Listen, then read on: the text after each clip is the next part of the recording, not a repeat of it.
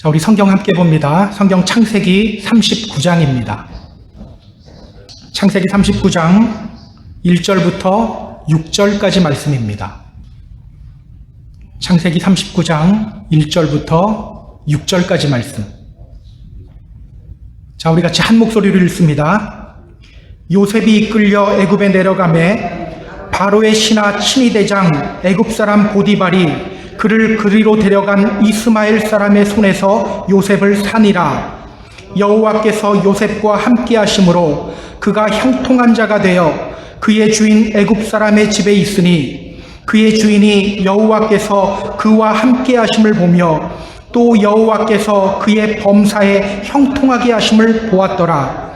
요셉이 그의 주인에게 은혜를 입어 섬김에 그가 요셉을 가정 총무로 삼고 자기의 소유를 다 그의 손에 위탁하니 그가 요셉에게 자기의 집과 그의 모든 소유물을 주관하게 한 때부터 여호와께서 요셉을 위하여 그 애굽 사람의 집에 복을 내리심으로 여호와의 복이 그의 집과 밭에 있는 모든 소유에 미친지라. 주인이 그의 소유를 다 요셉의 손에 위탁하고 자기가 먹는 음식 외에는 간섭하지 아니하였더라. 요셉은 용모가 빼어나고 아름다웠더라. 아멘. 요셉의 형들은 요셉을 죽이려고 했습니다. 그러나 유다의 제안으로 인해서 그들은 요셉을 미디안 상인들에게 팔았어요. 창세기 37장 마지막 절은요, 이 사건을 이렇게 마무리 짓습니다. 그 미디안 사람들은 그를 애굽에서 바로의 신하 친위대장 보디발에게 팔았더라. 그 미디안 사람들은 그를 애굽에서 바로의 신하 친위대장 보디발에게 팔았더라. 자, 그 후에 성경은요, 잠시 유다에게 카메라 포커스를 맞췄어요. 유다는 하나님을 버렸지만 그런 유다를 포기하지 않는 하나님의 모습을 우리에게 보여주었습니다. 또 이방인인 다말을 통해서 이스라엘의 장자인 유다를 회복시키시는 그 하나님의 모습을 우리에게 보여주었어요. 자, 다시 한번 말씀드립니다. 우리 하나님은요, 절대로 당신의 백성들을 포기하지 않으시는 분이십니다. 우리는 하나님 버려도 하나님은 우리 포기하지 않아요. 그리고 우리는 제2의 다말이 되어야 합니다. 우리가 이방인이잖아요. 하나님을 포기한 사람들, 하나님을 거부하는 사람들에게 복음의 빛을 비추는 사람이 되어야 합니다. 자, 이제 성경은요, 다시 카메라 렌즈를 요셉을 향합니다. 자, 오늘부터 우리는 다시 요셉의 이야기로 돌아와요. 특히 오늘 본문은요, 애굽으로 팔려온 요셉이 보디발이라는 사람의 집에서 종살이를 시작하는 장면입니다. 자, 오늘 본문을 통해서 성경이 우리에게 전하는 메시지가 과연 뭘까? 우리 함께 알아보도록 하겠습니다. 자, 그럼 본문으로 들어갈게요. 1절 보세요. 자, 1절 같이 읽습니다. 요셉이 이끌려 애굽에 내려가매 바로의 신하 친위대장 애굽 사람 보디발이 그를 그리로 데려간 이스마엘 사람의 손에서 요셉을 사니라. 자, 1절 말씀을 본격적으로 살펴보기 전에 우리가 먼저 좀 짚고 넘어가야 할 것이 있어요. 창세기 37장 36절 보세요. 이렇게 말합니다. 그 미디안 사람들은 그를 애굽에서 바로의 신하 친위대장 보디발에게 팔았더라. 누가 요셉을 보디발에게 팔았다고 합니까? 미디안 사람들. 미디안 사람들. 자, 그런데 오늘 성경은 이어서 이렇게 말해요. 바로의 신하 친위대장 애굽 사람 보디발이 그를 그리로 데려간 이스마엘 사람의 손에서 요셉을 사니라. 자, 보디발이 누구의 손에서 요셉을 샀다라고 말합니까? 이스마엘 사람들. 이상하지 않나요? 창세기 37장 36절에서는 미디안 사람들이라고 하고요, 창세기 39장 1절에서는 이스마엘 사람들이라고 합니다. 왜 서로 다르죠? 이 두 민족은요, 같은 민족이 아니에요. 같은 족속이 아닙니다. 서로 달라요. 자, 그런데 사사기 8장을 보면요, 기드온이 미디안 족속과 싸워서 승리를 거두는 장면이 있어요. 사사기 8장 24절을 보면 이렇게 말합니다. 그들이 이스마엘 사람이므로 금 귀고리가 있었음이라. 그들이 이스마엘 사람이므로 미디안 사람들을 향해서 이스마엘 사람들이라고 말해요. 그러니까 이 두 족속은요, 서로 다른 족속인데 시간이 지나면서 서로 통합이 된 거예요. 그래서 성경은 종종 미디안 사람과 이스마엘 사람을 혼합해서 사용해요. 그러고 보면요, 이스마엘과 미디안은 공통점이 있어요. 어떤 공통점이 있죠? 아버지가 같아요. 이스마엘은 아브라함과 하갈 사이에서 나온 아들이고요, 미디안은 아브라함과 아브라함의 후처 그두라 사이에서 나온 아들입니다. 뿌리가 같아요.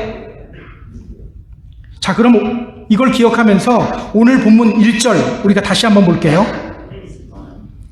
요셉이 이끌려 애굽에 내려가매 바로의 신하 신의 대장 애굽 사람 보디발이 그를 그리로 데려간 이스마엘 사람의 손에서 요셉을 산이라. 자, 요셉은 형들에 의해서 미디안 상인들에 팔려서 애굽으로 왔어요. 그리고 바로의 신하이며 신의 대장인 보디발이라는 사람이 그를 샀습니다. 여기서 우리가 주목해야 할 표현이 있어요. 요셉이 이끌려 애굽에 내려가매라는 표현이에요. 요셉이 이끌려 애굽에 내려가매. 수동태 문장이에요. 요셉이 누군가에 의해 끌려 내려갔다는 것을 강조하기 위해서 이렇게 수동태 문장을 사용하고 있어요.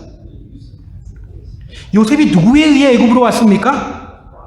미디안 상인들에 의해서 애굽으로 끌려왔죠. 그런데 여러분, 우리가 좀 생각해 봐야 할 것이 있어요. 요셉이 정말 미디안 상인들에 의해서 애굽으로 온 걸까요? 겉으로 보기에는 분명 미디안 상인에 의해서 애굽으로 온 게 맞긴 맞아요. 그런데 정말 요셉이 미디안 상인들에 의해서 애굽으로 오게 된 걸까요? 과연 그럴까? 우리 성경을 잠시 한 군데만 좀 찾아볼게요. 창세기 15장 보세요. 창세기 15장. 창세기 15장에는요, 하나님과 아브라함이 언약을 맺는 장면이 나옵니다. 하나님이 아브라함에게 말씀하셨어요. 하늘을 우러러 뭇 별을 셀 수 있나 봐라. 보라, 너의 자손이 저 하늘처럼 하늘의 별과 같이 많아질 것이다. 또 그에게 말씀하셨어요. 내가 이곳 가나안 땅을 너와 너의 자손에게 줄 것이다. 그렇게 언약을 맺으시면서 하나님이요, 이런 말씀을 하셔요. 창세기 15장 13절 보세요. 여호와께서 아브라함에게 이르시되 너는 반드시 알라. 내 자손이 이방에서 객이 되어 그들을 섬기겠고 그들은 400년 동안 내 자손을 괴롭히리니.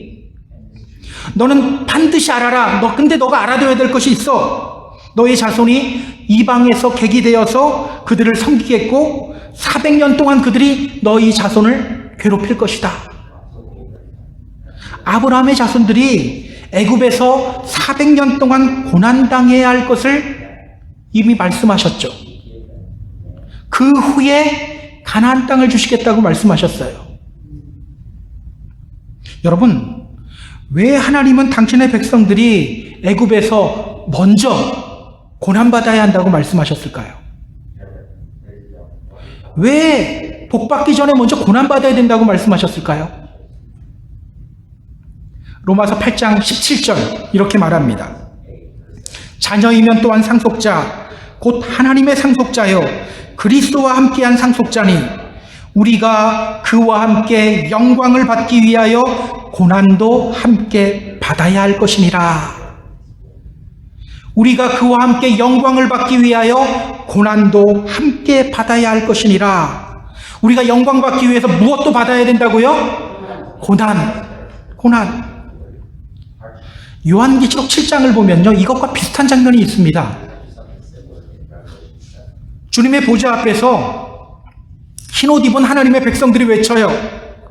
구원하심이 보좌에 앉으신 우리 하나님과 어린 양께 있습니다. 그때 장로 중 하나가 그들이 어디서부터 왔는지를 사도 요한에게 알려줘요. 계시록 7장 14절 말씀인데요, 이렇게 말합니다. 이는 큰 환난에서 나오는 자들인데 어린 양의 피에 그 옷을 씻어 희게 하였느니라. 그들이 어디에서부터 왔다고 말합니까? 큰 환난으로부터 왔대요. 기억하세요. 이것이 바로 성경이 말하는 복받는 원리입니다. 성경은요, 고난 없는 영광을 이야기하지 않아요. 고난을 통한 영광을 이야기합니다. 고난을 통과한 욥이 나중에 이런 고백을 하게 되죠.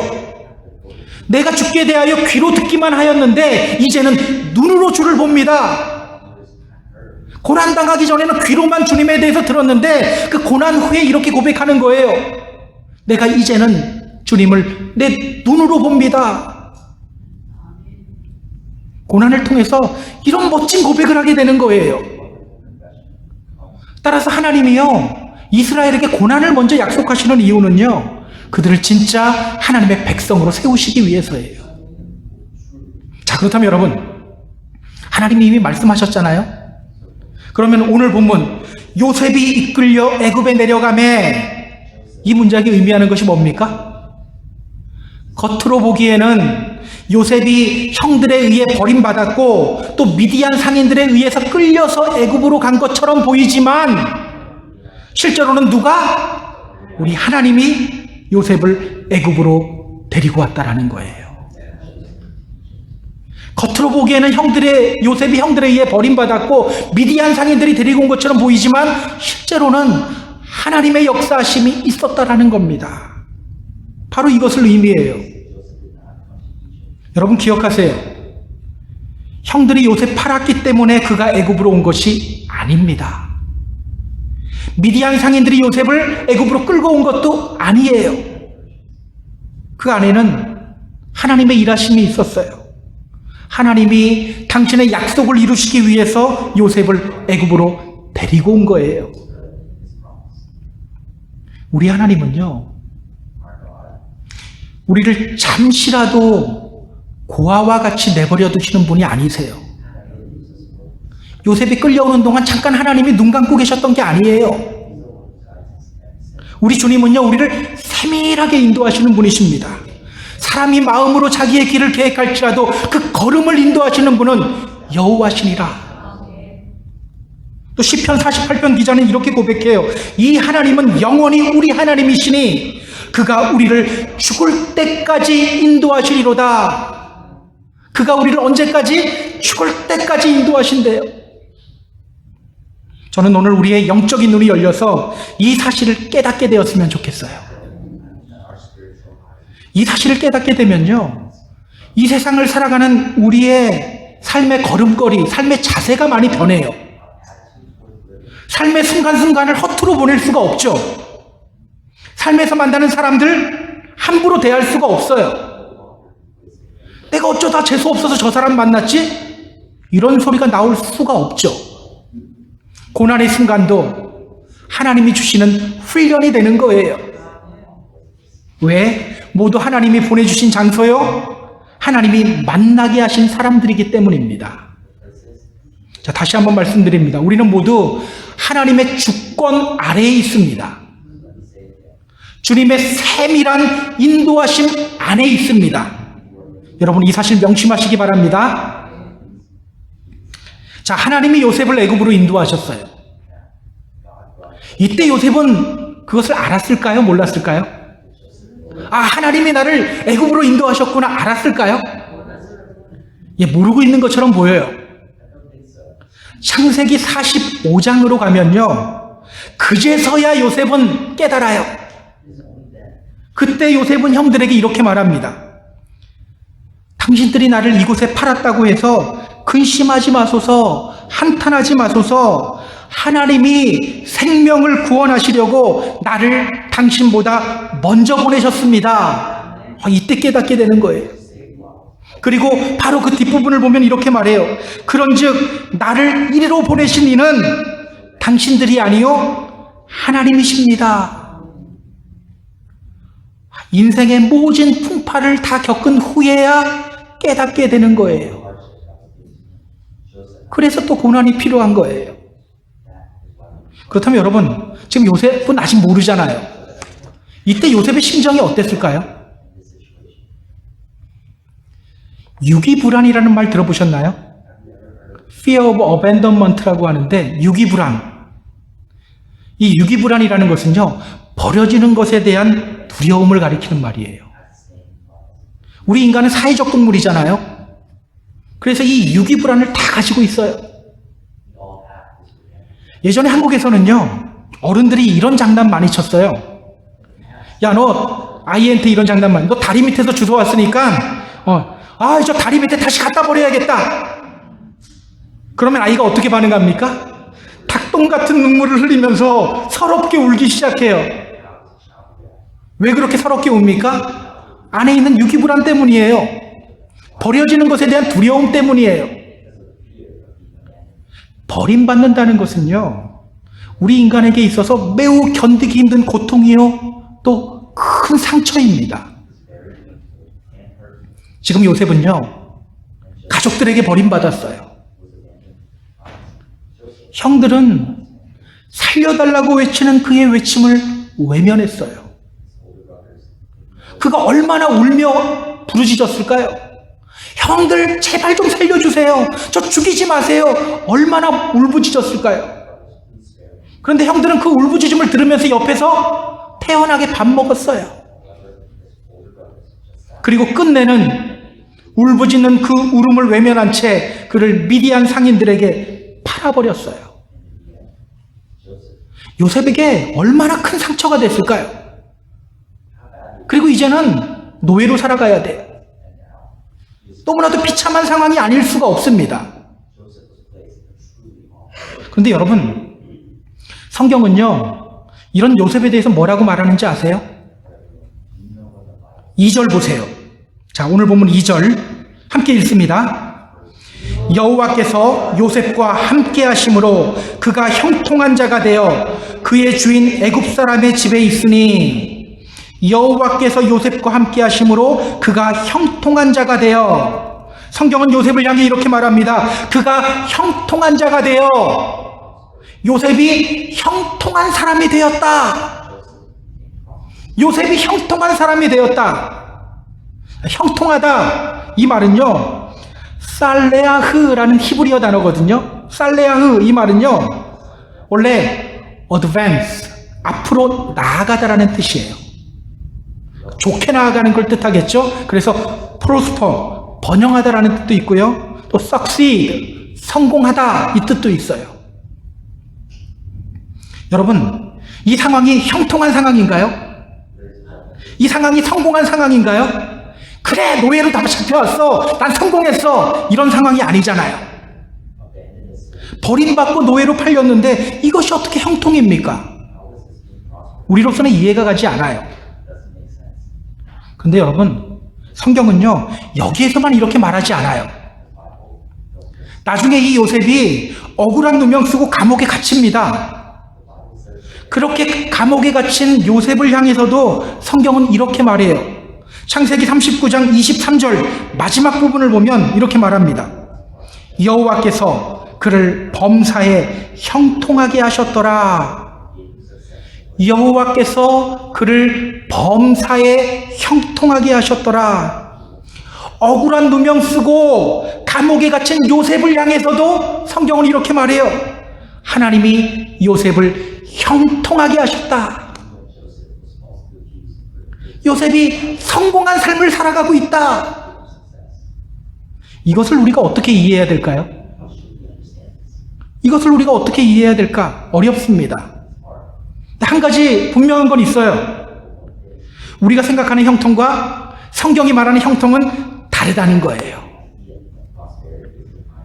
우리가 말하는 형통, 우리는 형통을 어떻게 이해합니까? 사업 시작했는데 문제없이 사업이 잘 번창해요. 그러면 야, 내 삶은 형통하다라고 말해요.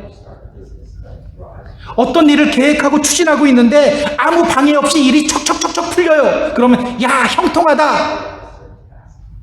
세상에서 성공하면 그것을 형통이라고 말해요. 교회 개척했는데 교회에 아무런 문제 일으키는 사람이 없어요. 막 교회가 양쪽으로 잘 부흥해요. 그러면 또 그러잖아요. 아, 형통하다. 그러나 성경이 말하는 형통은요, 그런 종류가 아니라는 거예요. 성경이 말하는 형통은 무엇을 의미할까요? 자, 오늘 본문 2절 다시 보세요. 성경은 이렇게 말합니다. 여호와께서 요셉과 함께 하심으로 그가 형통한 자가 되었다. 여호와께서 요셉과 함께 하심으로 그가 형통한 자가 되었다. 성경이 말하는 형통은 뭡니까? 하나님이 함께 하시는 상태. 하나님이 함께 하시는 상태가 바로 형통이에요. 하나님이 함께 하시는 삶이 바로 형통한 삶입니다. 기억하세요. 우리 믿음의 사람들에게 형통한 삶이란 단순히 사업 잘 되고 일이 척척 잘 풀리는 게 아니에요. 하나님이 우리의 삶에 함께 하시는 것, 이것이 바로 형통이요, 형통한 삶이에요. 여러분, 그래도 우리 이런 마음이 있죠. 그거 안 돼도 좋으니까 세상적으로 좀 잘 되는 게 더 좋을 것 같아. 솔직히 이런 마음 다 있죠. 하나님은 내 삶에 좀 안 해도 괜찮으니까 취직 좀 좋은 데 됐으면 좋겠어. 솔직히 우리 이런 마음 있죠. 근데 여러분, 왜 하나님이 함께하는 삶이 형통한 삶일까요? 돈이 많은데도 매일매일 지옥과 같은 삶을 살아가는 경우가 얼마나 많은지 몰라요. 사업이 잘 되는데도 매일매일 걱정과 두려움에 몸서리치는 삶을 살아가는 경우가 얼마나 많은지 몰라요. 그러나 여러분, 하나님이 함께하는 사람은요, 그런 지옥과 같은 삶을 살아가지 않아요. 매일 기쁜 삶을 살아갑니다. 왜? 하나님이 옆에 계시기 때문에. 하나님이 옆에 계시기 때문에 그 사람은요, 자신이 어떤 상황에 처했든지 자신을 인도하시는 그 하나님 바라봐요. 주님을 바라보기 때문에 내가 처한 상황이나 환경에 대한 해석이 달라져요. 내가 어쩌다가 재수 없어서 이게 아니라 하나님이 또 나를 어떻게 훈련시키실까? 기대감이 생기는 거예요. 두려움이 없어져요. 주님이 주시는 평안을 경험하게 됩니다. 다윗 보세요. 다윗은요, 시편 23편에서 이렇게 고백합니다. 내가 사망의 음침한 골짜기로 다닐지라도 해를 두려워하지 않을 것은 주께서 나와 함께 계심이라. 주의 지팡이와 막대기가 나를 안위하시나이다. 주님이 자신과 함께함을 느끼자 그의 입에서 이런 고백이 터져 나오는 거예요. 저는 사망의 음침한 골짜기를 다닐지라도 두려움이 없습니다. 주님이 나를 지켜주시기 때문입니다. 때문에 하나님과 함께하는 사람이 바로 형통한 사람인 겁니다. 저는 우리 모두가 하나님이 함께하는 사람이 되었으면 좋겠어요. 형통한 사람이 되었으면 좋겠습니다. 그런데 여러분, 우리가 성경을 잘 봐야 돼요. 성경은 이렇게 말해요. 여호와께서 요셉과 함께 하셨다. 여호와께서 요셉과 함께 하셨다. 누가 요셉과 함께 했다고 말합니까? 여호와 하나님. 지금요, 성경이요, 요셉이 하나님과 함께 했다 이렇게 말하지 않죠. 여호와 하나님이 요셉과 함께 했대요. 주체가 누구예요? 하나님이에요. 혹시 지금 이런 결심하고 있는 분 있습니까? 그래, 나 지금 이 시간부터 나 하나님과 함께 할 거야. 근데 성경은요 이렇게 말해요. 너가 하나님과 함께 하는 것이 아니라 하나님이 너와 함께 하는 거야. 내가 주체가 아니라 하나님이 주체라고 말해요. 여러분, 이것이 의미하는 것이 뭘까요? 어차피 하나님이 주체니까 나는 아무것도 할 필요가 없어. 이런 의미일까요? 이런 식으로 해석하는 분들이 많더라고요. 도박을 끊고 싶은데 안 끊어져. 그럼 뭐라고 합니까? 언젠가 하나님이 이거 끊을 마음 주시겠지 뭐. 그리고 그냥 편하게 가요. 우리 하나님 그렇잖아요. 그런 뜻이 아닙니다. 성경을 보면요, 하나님이 당신의 백성들을 향해서 계속해서 하시는 말씀이 있어요. I'll be with you. 내가 너와 함께 하겠다. 내가 너와 함께 하겠다. 이 약속을 계속해서 하셔요. 요한계시록을 보면요, 예수님도 이렇게 말씀하셔요. 볼지어다 내가 문 밖에 서서 두드리노니 누구든지 내 음성 듣고 문을 열면 내가 그에게로 들어가 그와 더불어 먹고 그는 나와 더불어 먹으리라. 우리 주님이 바로 이런 분이에요.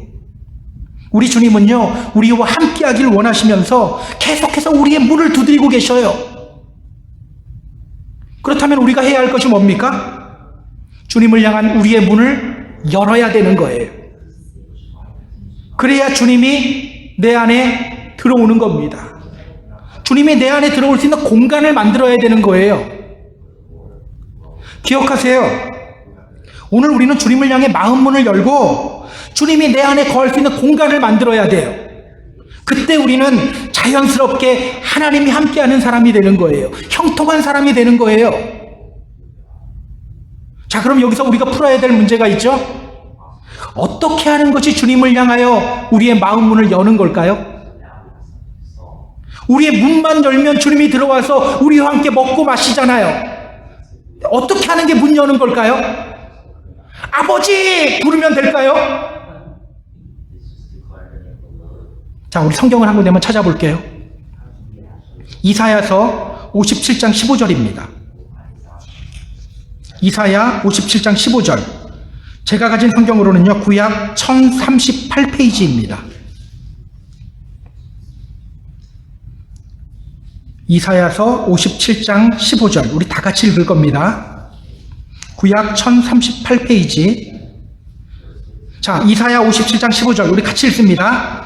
지극히 존귀하며 영원히 거하시며 거룩하다 이름하는 이가 이와 같이 말씀하시되 내가 높고 거룩한 곳에 있으며 또한 통회하고 마음이 겸손한 자와 함께 있나니 이는 겸손한 자의 영을 소생시키시며 통회하는 자의 마음을 소생시키려 함이라. 아멘.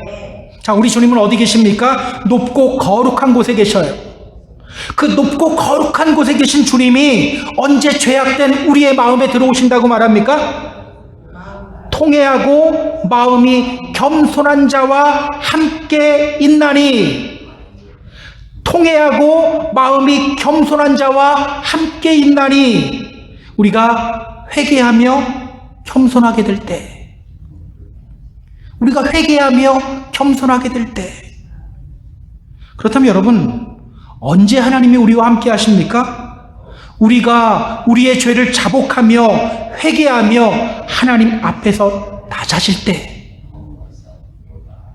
우리가 우리의 죄를 자복하며 회개하고 낮아질 때 우리 안에 하나님이 임재하실 공간이 생기는 거예요.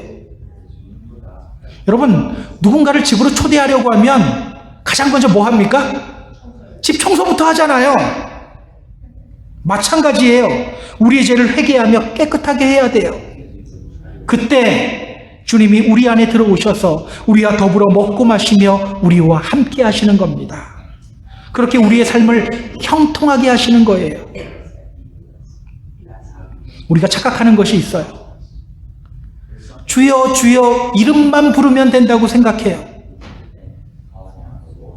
하나님이 당신의 삶에 함께 하십니다. 아멘! 크게 외치면 하나님이 함께 하시는구나. 이렇게 생각해요. 주여라는 선포를 부적처럼 사용하고요. 아멘이라는 결단을 거의 주문 외우듯이 사용해요. 이게 그대로 불교로 가면 그냥 나무아미타불이 되는 것 같아요. 아멘이. 그런 사람들 때문에 주님이 말씀하시는 거예요. 나더러 주여 주여 하는 자마다 다 천국에 들어가는 것 아니다. 회개하지 않고 그냥 주님 이름만 부르고 있으니까 주님이 들어올 수가 없는 거예요. 공간이 있어야 들어오시죠. 기억하세요. 하나님이 함께 하신다는 것은요, 하나님이 주체니까 우리는 아무것도 할 필요가 없다, 이런 의미가 아니에요. 주님이 있어야 할 공간을 내어 드려야 한다는 것을 의미합니다. 회개하라는 음성을 여러분 거부하지 마세요. 오늘날이 종말의 때라고 하잖아요.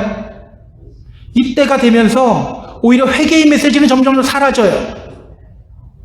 또 회개하라고도 안 해요. 왜? 회개하라고만 하면 교인들이 목사 또 공격하거든요. 또 나를 또 뭐라고 하는구나 공격하거든요. 근데 우리요, 회개하라는 이 메시지에 우리 마음이 열려야 돼요. 울며 회개하며 나아가야 돼요. 그것이 바로 종말을 준비하는 우리의 자세예요. 우리 주님은요, 우리가 회개하며 낮아질 때 우리 안에 거하십니다. 저는 오늘 우리가 늘 회개하며 낮은 자의 심정으로 주님을 맞이하는 믿음의 성도님들이 되었으면 좋겠어요. 자, 오늘 여러분은 어떻습니까? 지금 하나님이 여러분과 함께 하십니까? 제가 너무 몰아붙여갖고 이제 아멘도 잘 못하는 것 같아요. 예. 지금 하나님이 여러분과 함께 하십니까? 주님이 내 삶에 함께 하시는지 그렇지 않은지 점검하는 방법이 있어요. 궁금하죠? 자, 우리 3절부터 6절까지 말씀입니다. 자, 3절, 4절, 5절, 6절. 자, 우리 같이 읽습니다. 그의 주인이 여호와께서 그와 함께 하심을 보며 또 여호와께서 그의 범사에 형통하게 하심을 보았더라. 요셉이 그의 주인에게 은혜를 입어 섬김에 그가 요셉을 가정총무로 삼고 자기의 소유를 다 그의 손에 위탁하니 그가 요셉에게 자기의 집과 그의 모든 소유물을 주관하게 한 때부터 여호와께서 요셉을 위하여 그 애굽 사람의 집에 복을 내리심으로 여호와의 복이 그의 집과 밭에 있는 모든 소유에 미친지라. 주인이 그의 소유를 다 요셉의 손에 위탁하고 자기가 먹는 음식 외에는 간섭하지 아니하였더라. 요셉은 용모가 빼어나고 아름다웠더라. 자, 그의 주인 보디발은요, 하나님이 요셉과 함께 하심을 보게 돼요. 그리고 요셉에게 호의를 베풀어요. 은혜를 베풀었다는 말은요, 호의를 베풀었다는 말이에요. 요셉을 가정총무로 삼고 그의 모든 재산을 다 요셉에게 위탁합니다. 자, 오늘 우리는요, 이 표현을 주목해야 돼요. 그의 주인이 여호와께서 요셉과 함께 하심을 보았다. 그의 주인이 여호와께서 요셉과 함께 하심을 보았다. 보디발은요, 하나님 모르는 사람이에요. 그런데 이상하죠? 보디발이 보았대요. 무엇을 보았다고요? 여호와께서 요셉과 함께 하시는구나, 이걸 봤대요. 예전에도 이것과 비슷한 사건이 있었습니다. 혹시 기억하세요? 그랄 왕 아비멜렉이 아브라함에게 와서 이렇게 말했어요. 너가 무슨 일을 하든지 하나님이 너와 함께 계신다. 하나님 모르는 아비멜렉이. 근데 그 다음 아비멜렉도 이삭에게 와서 또 이렇게 말해요. 여호와께서 너와 함께 계심을 우리가 분명히 보았다. 대충 본 게 아니래요. 분명히 보았대요. 오늘 보디발도 여호와께서 요셉과 함께 하심을 보았다고 성경이 말하고 있어요. 하나님이 요셉과 함께 하심을 보았대요. 기억하세요. 주님이 나의 삶에 함께 하시면 이런 현상이 나타납니다. 다른 사람이요, 나를 통해 하나님을 보게 돼요. 나를 통해 하나님을 봐요. 여러분, 제가 질문을 하나 던져볼게요. 믿음은 보일까요? 보이지 않을까요? 믿음은 보일까? 보이지 않을까? 많은 분들이요, 착각해요.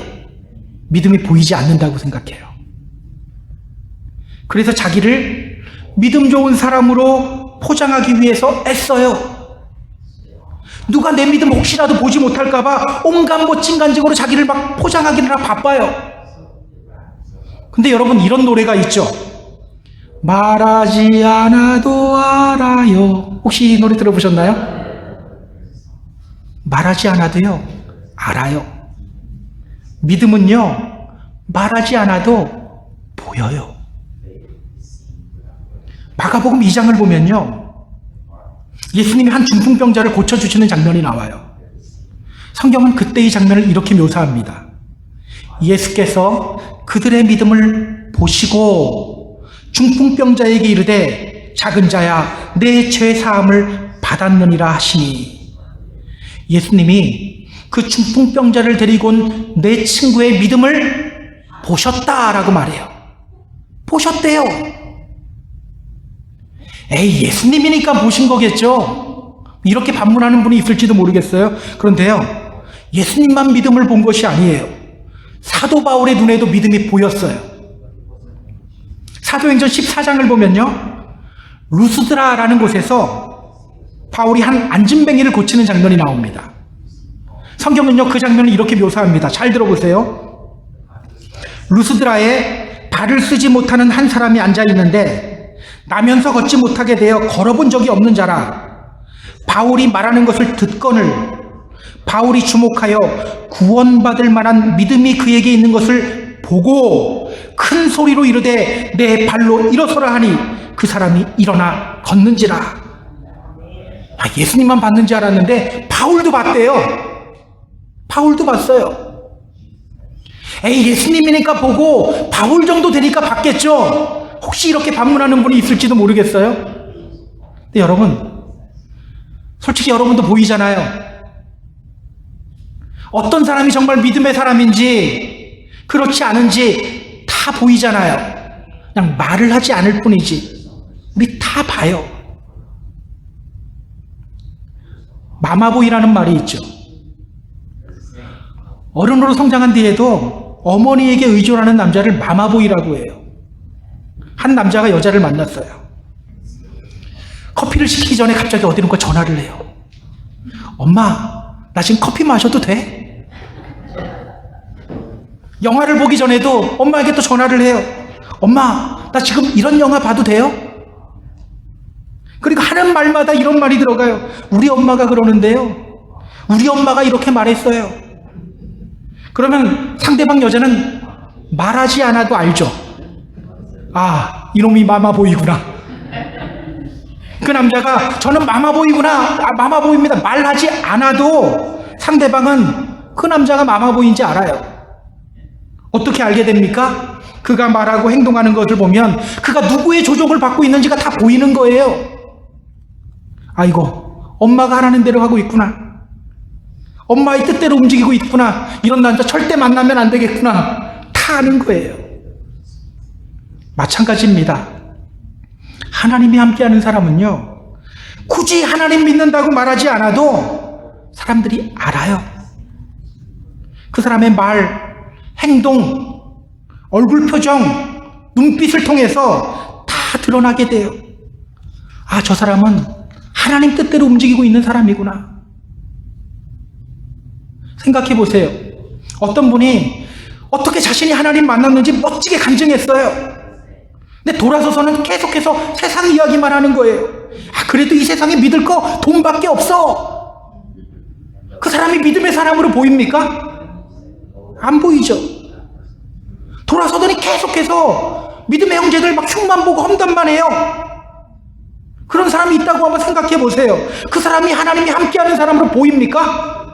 아, 말만 믿는다고 하는구나, 이러고 끝나는 거예요.